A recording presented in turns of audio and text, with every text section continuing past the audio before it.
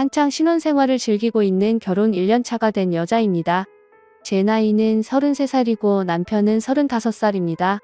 현재 맞벌이를 하고 있고 6시에 퇴근하는 저와 달리 남편은 일주일에 4번은 야근을 하고 있습니다. 거의 월요일부터 목요일까지 야근을 하고 있고 가끔 토요일이나 일요일에 특근을 하는 상황이 생기기도 합니다. 퇴근 시간은 거의 11시 정도이며 워낙 늦다 보니까 저녁 또한 혼자 먹는 경우가 많습니다. 처음에는 적응 안 되고 힘들었지만 서로 열심히 벌어야 지금보다 더 좋은 환경으로 이사를 갈 수 있기 때문에 서로 이해하며 살고 있었습니다. 그래도 피곤한 몸으로 퇴근을 했는데도 늦게까지 기다리고 있던 저에게 항상 미안해하며 함께 할 수 있는 시간을 보내려 노력해 주었습니다. 그런데 최근 들어 남편의 이상한 행동들이 제 눈을 거슬리게 하는 부분들이 몇 개 있었습니다. 아무리 늦어도 11시 반쯤에는 도착하곤 했었는데 새벽 1시쯤 도착을 하거나 금요일에는 야근도 없는 날인데 최근 들어 야근을 한다면서 거의 일주일 내내 늦게 들어오는 날이 부쩍 많아졌습니다. 아무리 회사 일도 중요하지만 이해되지 않은 회사 운영 방침에 화가 나기 시작했고 그런 저를 달래주려고 노력하는 남편을 보며 화를 진정시키고 있었습니다. 최근 들어 인원 감축으로 인해 더 많은 일들을 담당했다는 말을 하면서 이해해달라는 남편에게 더 이상 화를 내기도 그랬지만 가끔 야근이 없는 날이면 함께 시간을 보내려 하는 것보다 어떤 식으로든 밖으로 나가려고 하는 행동들이 눈에 들어오면서 좀 이상하다 생각을 하게 되었습니다. 핸드폰도 자주 만지고 다른 생각에 빠져있는 남편 때문에 왜 그러냐고 물어봤지만 별거 아니라며 회사 일이 많이 바빠서 그런다는 말만 하였습니다. 그런데 늦은 밤 자려고 누워있던 남편이 갑자기 벌떡 일어나더니 갑자기 세차를 하러 나가야 한다며 급하게 나가려고 준비하고 있었고 갑작스러운 행동에 저는 당황스러워 늦은 밤 무슨 세차냐며 이해할 수 없다고 말하자 남편은 회사차에 문제가 생겨서 다음 날 자기 차를 타고 미팅을 하러 가야 한다면서 물만 뿌리고 급하게 온다는 말을 하며 나갔습니다. 정말 이상한 행동들의 반복 때문에 걱정도 되면서 의심이 되기 시작했습니다. 그런데 1시간이 지나도 들어오지 않는 남편이 걱정이 돼 생각보다 차가운 바람이 불고 있는 밖에서 한참을 기다렸고 전화도 놓고 나가버린 바람에 답답한 상태에서 다시 집으로 걸어가고 있었습니다. 그렇게 집에 도착해 비밀번호를 누르고 있는데 옆집에서 문이 열리는 소리와 함께 누군가 걸어 나왔습니다. 그런데 그 모습을 본 저는 순간 얼음이 된 상태로 멈춰버리고 말았습니다. 남편이 누군가에게 인사를 하며 웃으면서 나왔고 신발을 고쳐 신고 일어나면서 저를 보고 놀라서는 주저앉았습니다. 당황한 눈빛으로 저를 보며 급하게 옆집 현관문을 닫으면서 제 팔을 잡더니 자기가 다 설명을 하겠다는 말을 하면서 식은땀을 흘리면서 저를 재빨리 밀치며 집으로 들어갔습니다. 저는 남편에게 소리치며 왜 옆집에서 나왔냐고 물어봤습니다. 지금 내 두 눈으로 모든 걸 봤는데 뭘 더 설명하겠다는 거야. 세차하러 나간다고 해놓고선 옆집에서 나와 어떤 여자길래 결혼한 지 1년밖에 안 된 나한테 이런 행동을 할 수 있는 거야. 이제야 모든 퍼즐이 맞춰지네. 그동안 집에 늦게 들어온 이유가 다 옆집에 살고 있는 여자 때문이었어. 아주 다정하게 인사하면서 나오더라. 그렇게 그 옆집 여자가 좋았냐? 이럴 거면 왜 나랑 결혼한 거야? 이 나쁜 놈아, 이대로는 도저히 참을 수 없어. 어떤 여자인지 당장 얼굴 좀 봐야 되겠네. 아, 잠깐만 좀 진정하고 내 말 좀 들어봐. 그런 거 절대 아니라니까. 내가 너를 두고 어디를 가겠어. 저는 남편의 말을 더 이상 듣고 있을 수 없었습니다. 너무 화가 치밀었고 배신감에 용서할 수 없어 저를 말리고 있던 남편을 뿌리치고 옆집 문을 두드렸습니다. 정말 힘차게 두드리며 당장 문 열라고 소리쳤고 난리를 치고 있는 저를 계속해서 진정시키려는 남편을 밀치곤 문이 열리는 순간 저는 그 문을 잡고 활짝 열었으며 돌이치며 화를 내려고 하는 순간 저보고 누구냐고 말을 함과 동시에 남편에게 여보 어디 갔다? 이제 왔어 라고 하면서 저를 밀치며 남편을 끌어안았습니다. 저는 순간 멈춘 상태로 이해할 수 없는 상황에 아무 말도 할 수 없었습니다. 제가 본 광경은 현관에서 나온 사람이 여자이긴 했으나 70이 넘은 것 같은 할머니였습니다. 할머니께서 남편에게 여보라는 말을 하며 껴안는 모습에 너무 당황했던 겁니다. 남편은 저를 보면서 자기가 다 설명하겠다며 한숨을 쉬고 있었습니다. 그리고 할머니께서는 남편의 팔을 잡고 집으로 끌고 들어갔고 저도 따라 들어갔습니다. 집에는 할머니와 함께 살고 있는 중학생 정도 되는 여자아이가 서 있었습니다. 저를 보더니 어색하게 인사를 하며 어쩔 줄 몰라 하고 있었고 제가 머릿속에서 상상하고 있던 여자는 집에 없었고 할머니께서 남편의 손을 잡고 계속 여보라는 말만 하고 있었습니다. 남편은 잠시 앉아있으라며 할머니를 방 안에 모셔드리고 조용한 자리에 학생과 함께 셋이 앉았습니다. 남편이 어렵게 꺼낸 말을 듣고는 너무 놀라고 말했습니다. 그동안 내가 숨기려고 한 건 아닌데 상황을 이렇게 만들어서 미안해. 당연히 오해할 수 있는 상황이었고 미리 말을 했어야 했는데 나 또한 정신없다 보니 말할 타이밍을 잡지 못하고 있었어. 나도 처음 여기 이사와서 알게 되었는데 내가 집으로 들어가려고 하는 순간 옆집에 계셨던 할머니께서 나를 보더니 갑자기 여보라고 외치며 눈물을 흘리셨고 할머니 손을 잡고 있던 학생은 할머니께서 치매라는 말을 하며 힘겹게 나를 잡고 있던 팔을 떼어놓고 집으로 들어간 게 처음 만나게 된 날이었고 그런데 퇴근이 늦던 나를 밖에서 기다리던 할머니를 보게 되었고 곤란해하는 학생에게 모든 상황을 듣게 되었지. 이 집에서 5식구가 함께 살고 있었는데 할머니 남편분과 아들이 같은 일을 하고 있었고 퇴근 후 집에 오는 길에 교통사고가 나면서 세상을 떠나게 되셨어. 그 충격으로 원래 치매를 조금씩 앓고 계셨던 할머니께서 급격하게 안 좋아지셨고 할머니를 모시던 며느리는 남편도 세상을 떠나니 더 이상 이 집에 있기 싫다며 자기 딸인 학생을 남겨두고 사라져 버렸지. 이런 상황을 나에게 모두 말한 학생과 나를 남편으로 생각하는 할머니를 모른 척할 수 없게 된 거야. 말 못해서 미안해. 아무런 대가 없이 내가 여기에 시간을 보내고 있는 걸 당신이 알게 된다면 남의 집에 관여하지 말라고 말을 할까봐 숨기고 있었어. 이 말을 듣고 있는데 너무 충격이었습니다. 학생은 저에게 병원에서 듣게 된 말을 꺼냈고 할머니께서 이제 살 날이 얼마 남지 않아 마음의 준비를 해야 하는 상황에서 늦은 저녁 남편이 보고 싶다고 난리를 치는 바람에 아저씨를 불렀다며 많은 오해를 일으킨 점 진심으로 죄송하다고 저에게 사과를 하였습니다. 모든 말들을 듣고서 저는 입이 떨어지지 않았고 한참을 멍하니 있었는데 갑자기 할머니께서 나오시더니 남편을 보고 눈물을 흘리며 보고 싶었다는 말과 함께 이제는 자기를 두고 떠나지 말라며 남편 손을 꽉 잡고 있었습니다. 남편은 할머니를 진정시켜주면서 다시 방으로 들어가 할머니를 눕혀드렸습니다. 좀 진정이 되셨는지 잠이 든 걸 확인하곤 남편은 집에 들어가자는 말과 함께 학생은 감사하다며 저희에게 몇 번이나 고개를 숙였고 남편은 괜찮다고 무슨 일 있으면 다시 연락하라고 말을 하곤 지친 모습으로 현관을 나섰습니다. 집에 들어온 저희는 순간 정적이 흘렀고 그래도 현실적인 상황을 봤을 때 언제까지 이런 식으로 생활할 수 없다는 말을 꺼내면서 남편과 대화를 이어나갔습니다. 오랜 대화 끝에 내린 결정은 할머니께서 돌아가실 때까지였습니다. 그렇게 남편은 몇 달 동안 저희 집과 옆집을 왔다 갔다 하면서 시간을 보냈고 저 또한 이런 상황에 잘 챙겨 먹지 못하고 있는 학생이 걱정돼 저희 집에서 함께 식사를 하곤 했습니다.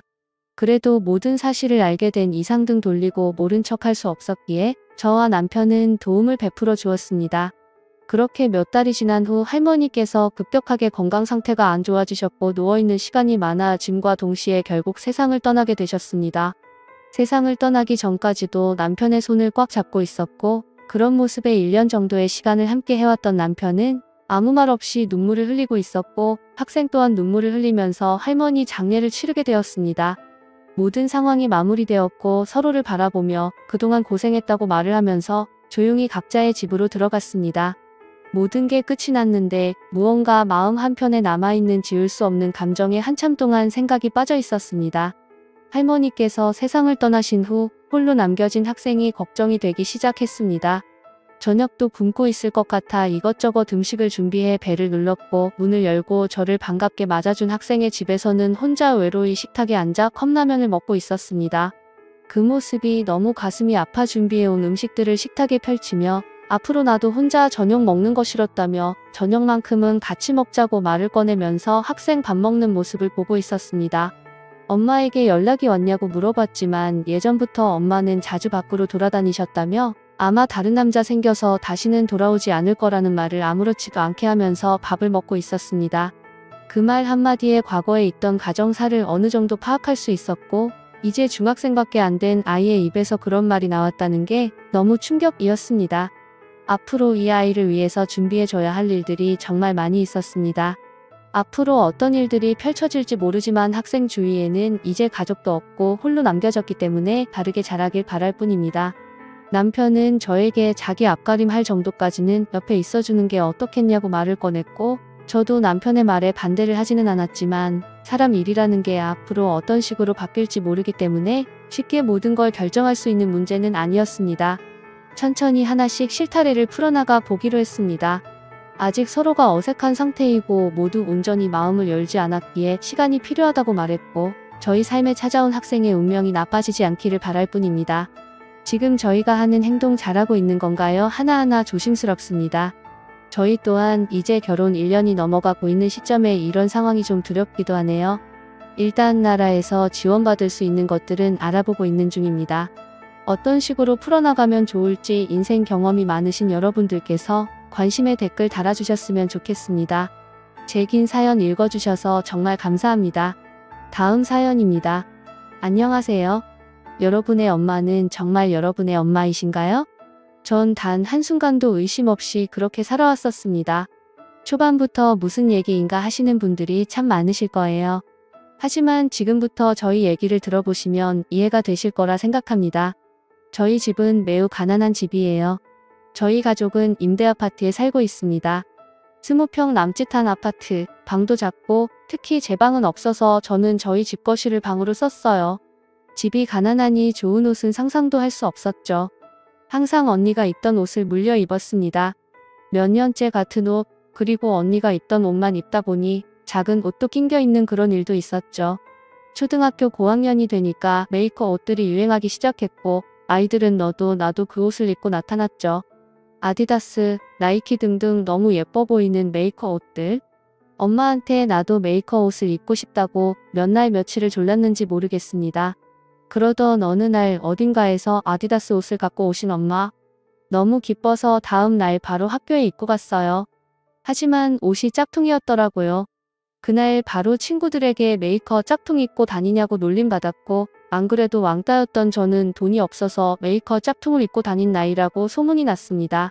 메이커 짝퉁을 입다가 걸린 게 왜 놀림거리일까 싶기도 하고, 메이커나 못 사주는 저희 집이 많이 원망스럽기도 했습니다. 그러다가 대학생 때 저는 취업을 위해서 전문계 대학교를 가기로 했어요. 간호사가 되고 싶었던 저는 간호학과에 주저없이 지원했고 합격을 해서 간호학과를 다니게 되었습니다. 학교를 열심히 다니고 있는데 저에 대해서 계속 안 좋은 소문이 돌았습니다. 제가 누구를 따라한다는 거예요? 저는 그냥 저로서 학교를 다니고 있는데 안 좋은 소문은 점점 커져갔고 그에 따라서 저를 멀리하는 사람들 또한 생겨나기 시작했어요. 안 그래도 사람을 따라하는 사람은 조금 소름 돋기 마련이죠. 하지만 저는 누구를 따라한 적이 없으니 더욱더 너무 소름이 돋았습니다. 그러던 중 제일 친한 친구에게 용기를 내서 물어봤어요. 제가 대체 누구를 따라한다는 건지? 그런데 친구의 입에서 나온 말은 충격적이었습니다. 너 2학년 선배 홍수땡이라고 따라하지 않냐고. 너무 어이가 없었어요. 저는 알지도 못하는 사람인데 대체 홍수땡이 누구길래 이런 소문이 도는 건지. 저는 그 사람을 만나기 위해서 수업 후에 2학년이 수업을 듣는 교실 앞에서 수업이 끝날 때까지 기다렸습니다. 2학년 수업이 끝날 때까지 기다리는 시간은 뭔가 두근대기도 하고 뭔가 무섭기도 했던 것 같습니다. 혹시나 무서운 사람이면 어떡하나, 내가 모르는 사이에 저 사람에게 잘못한 게 있을까 하고. 그리고 마침내 2학년 수업이 끝났고 저는 나오는 사람들의 옷을 하나하나 보았어요. 2학년은 실습 수업을 하는데 유니폼에 이름이 다 적혀 있었거든요. 하나하나 인사하면서 유니폼을 보던 중 발견한 이름 홍수땡. 인사를 하려고 고개를 든 순간 저는 너무 놀랐습니다. 저랑 홍수땡 선배가 너무 닮은 거예요. 사실 세상에는 참 많은 닮은 꼴이 있잖아요. 하지만 그분은 좋아하는 너무 닮아서 저는 놀랄 수밖에 없었습니다. 저는 왜 이런 소문이 도는지 더 확인해야 할 필요가 있을 것 같아서 그 자리에서 바로 선배를 잡았습니다. 드리고 싶은 말씀이 있어서 이렇게 찾아오게 됐는데 시간 좀 내주실 수 있는지? 다행히 2학년은 그 다음에 수업이 없어서 저는 그 선배와 얘기를 나눌 수 있었습니다. 저처럼 선배도 제 얼굴을 보고 자신과 매우 닮은 저에 매우 놀란 눈치더라고요. 저희는 신기하게 이름도 비슷했습니다. 제 이름은 서수땡, 그리고 선배 이름은 홍수땡. 쌍둥이가 아니고서야 이런 일이 있을까 싶었어요. 저는 그날부터 이 재미있는 수수께끼를 풀어나가기 시작했습니다. 제가 어릴 때 장롱에서 뭔가 이상한 사진을 한 장 발견한 적이 있어서 엄마에게 이 아줌마는 누구냐고 여쭤본 적이 있는데 엄마는 항상 아는 이모라고만 말씀을 하셨거든요. 저는 혹시나 하는 생각에 뭔가 이 비밀 같은 수수께끼를 풀 만한 단서를 찾기 시작했어요. 제 어릴 적 사진도 하나둘씩 찾아보고 혹시 우리가 쌍둥이일 수 있으니 그럴 만한 것들을 찾아보자는 제 말에 선배도 동참을 했습니다. 각자의 어릴 적 사진 모으기, 그리고 부모님들의 이상했던 정황들 모으기, 이것들을 다 모으고 나니 정말 신기하더군요. 저희의 어릴 적 사진은 서로 얼굴만 같고 환경이 너무나도 달랐으니까요. 여기서부터 뭔가 의심점이 들기 시작했습니다. 그리고 저희는 좀 더 신기한 뭔가 드라마 속에 나올 법한 일을 알게 되었습니다.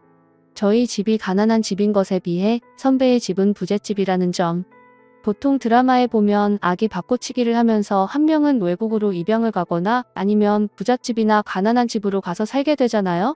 어쩜 이렇게 드라마 같은 일이 생길 수 있는지 저희는 여기서 혹시 우리가 쌍둥이거나 자매이지는 않을까 하는 의심을 멈출 수가 없었습니다. 뭔가 계속해서 서로가 끌리고 있었기 때문이죠. 만약 진짜 가족이라면 우리는 왜 헤어진 거고 저는 왜 어릴 적부터 가난한 집에 그리고 선배는 그렇지 않은 집에서 살아온 걸까요? 언니의 제안으로 저희는 유전자 검사를 의뢰하기로 했고 검사는 놀랍게도 일치한다고 나왔습니다. 세상에 저희는 정말 닮은 것뿐만 아니라 자매였던 겁니다. 심하게 닮아서 쌍둥이가 아닐까 했지만 저희는 연년생 자매였죠. 검사 결과지를 보자마자 저희는 너무 놀랐습니다. 그래도 혹시 너무 닮은 것일 수도 있고 설마 드라마에 나오는 것처럼 헤어진 자매일 거라고 생각하지 않았는데 정말 어이가 없었습니다. 어쩌면 나는 어릴 적부터 이런 가난에 시달리지 않고 그래도 꽤 괜찮은 집에서 잘 살 수 있었을 텐데 뭔가 알 수 없는 분노와 안타까움에 계속해서 눈물이 났던 것 같습니다. 그리고 저희는 고민에 빠졌습니다. 이젠 이렇게 알아버렸는데 이대로 살 수는 없을 것 같은데 어떻게 해야 하나 하는 고민이었죠. 그러다가 갑자기 저는 제 가난한 집이 너무 답답하고 싫다는 생각을 했습니다. 역시나 집에 가서 학교에 책을 사야 하니 돈을 달라고 했더니 엄마가 심하게 짜증을 내시는 겁니다.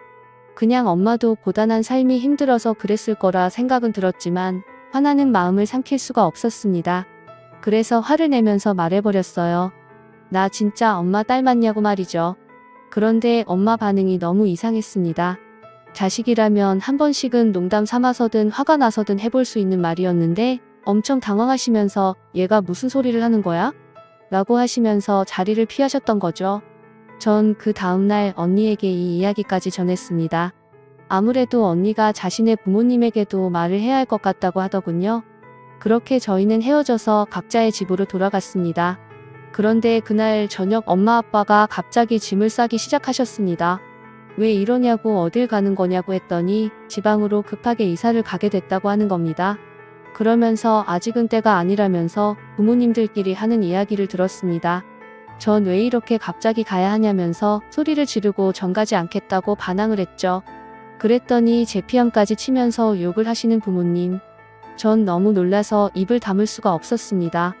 이대로 있어서는 안 되겠다는 생각만 들었고 그 길로 집에서 나와 언니의 집으로 뛰어들어갔습니다.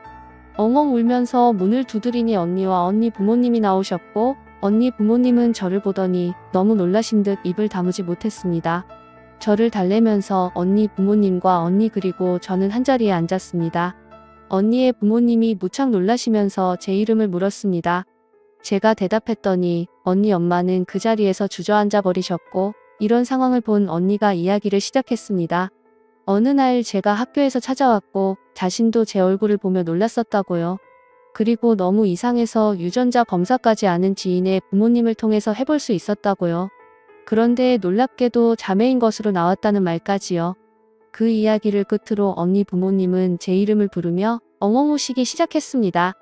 한참을 그렇게 울던 언니의 부모님의 이야기를 시작하셨는데 정말 이제 놀라운 이야기를 듣고야 말았습니다. 부모님은 과거에 연년생인 언니와 저를 키우기가 버거워서 집에 보모를 들였다고 하셨습니다. 그렇게 잘 키워가고 있었는데 어느 날 그 보모가 자신의 집이 어려우니까 돈을 좀 융통해달라고 했고 그 금액이 생각보다 컸다고 하셨습니다. 그리고 그렇게 돈을 빌려주고 하는 거래는 하지 않는다고 말을 했는데 그 말을 듣고는 집안에 금부침 몇 개를 들고 나가버렸다고 했습니다. 그래서 그런가 보다 하고 있었는데 얼마 뒤에 제가 사라졌다고 하는 겁니다. 부모님은 저를 찾기 위해 백방으로 찾아다니고 난리를 쳤고 그러다가 그 보모가 갑자기 생각나서 살던 곳에 가서 알아보기 시작하셨다고 했습니다. 하지만 이미 사라진 뒤였고 그 동네 주민들에게 듣기로는 정말 애울음소리가 집에서 났었고 얼마 뒤 그 동네를 떴다는 이야기까지 들었다고 하셨습니다. 그리고 이런저런 소식을 종합해 본 결과 절 데리고 완전히 사라졌고 그 이유는 나중에라도 제가 돈이 될 거란 생각에서였다고 하시더군요. 절 두고 돈을 뜯어내려 했던 것 같았다고요. 그래서 부모님은 어서 연락이 오길 바라셨다고 했습니다. 돈이 없으면 곧 연락 오겠지 하고 기다렸는데 지금까지 연락이 없었고 작정하고 날아버린 사람을 찾기는 힘들었다고요. 그런데 이렇게 찾게 될 줄은 몰랐다고 하시면서 저에게 정말 미안하다고 하셨습니다. 그리고 그날은 정말 그동안 제가 어떻게 살아왔는지에 대해 물으시며 하염없이 부모님은 눈물만 흘리셨습니다. 그렇게 다음 날이 되었고 저는 새로운 시작을 하게 되었습니다. 절 몇십 년간 부모님 입장에서는 유괴라고 생각하는 행위를 한 그 부모라는 인간들을 잡으러 그 집으로 갔는데 이미 그들은 떠난 후였습니다. 아직 때가 아니라는 그 사람들의 말이 아직도 귓가에 맴도는데 그때라는 것이 언제였을까요? 얼마나 더 대단한 돈을 뜯어내려고 절 그렇게 붙잡고 있었던 건지 너무 소름이 돋았습니다. 부모님께서도 언니도 너무 분노해하시면서 이들을 잡기 위해 신고를 하기로 했고 수사에 들어갔습니다. 그리고 저는 언니와 학교를 다니면서 친부모님과 함께 하루하루를 보내게 되었어요. 그간 절 찾지 못했다는 죄책감으로 부모님은 밤에 편히 잠도 못 잤다고 하셨는데 절 찾고 난 후부터 편하게 잘 수 있었다며 웃어주셨습니다.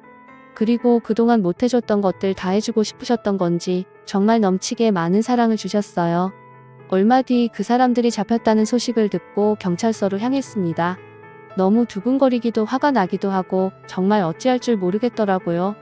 저희 부모님은 그들을 보자마자 가만두지 않겠다면서 소리를 지르고 울고 때리고 하시는데 그 모습을 보고도 저는 복잡한 마음이었습니다. 그들이 절 데리고 간 것은 큰 죄지만 그렇다고 절 학대하거나 하진 않았고 정말 자식처럼 키워주긴 했으니까요.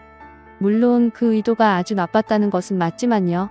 그런 줄 알았는지 엄마였던 여자가 와서 울면서 말했습니다. 이제 친부모도 만났으면 된 거 아니냐며 용서해달라고요. 자신도 남편, 즉 제 아빠 때문에 놔줄 수도 없이 데리고 있었다면서 말이죠. 그런데 키우다가 보니까 자기도 정말 친자식처럼 키웠다고요. 알지 않냐고요. 그렇게 말하고 우는데 참 저도 여러 가지 생각이 들었습니다. 그리고 결심을 했어요. 부모님과 집으로 돌아와서 제 의견을 말씀드렸습니다. 절 어릴 때 데리고 가서 친부모님도 모른 채 살아가기 위한 그 사람들이 정말 믿고 분노감에 차오르지만 또 한편으로는 이제껏 학대하는 일 없이 그래도 잘 키워주신 건 사실이라고요. 생각하면 너무 속쓰리고 부모님도 마찬가지로 너무 화가 나시겠지만 그 사람들을 그냥 여기서 보내주는 게 어떻겠냐고 말씀드렸습니다. 앞으로 부모님과 함께 할 수 있는 시간이 많은데 그 시간들을 계속해서 이 사람들을 떠올리며 살기보다는 지금 털어버리고 새롭게 시작하고 싶다고요. 이상하게 그런 시간들로 제 인생을 소비하고 싶지가 않았습니다. 그리고 이 결정은 지금도 후회하지 않고요. 그렇게 저희 가족은 그들을 잊은 채 살아가고 있습니다. 제가 그런 결정을 내린 이후로 전 그 사람들을 다신 보진 않았습니다. 부모님께서는 마지막으로 다시는 나타나지 말라고 말하고 그렇게 마무리 지었다고 하셨습니다.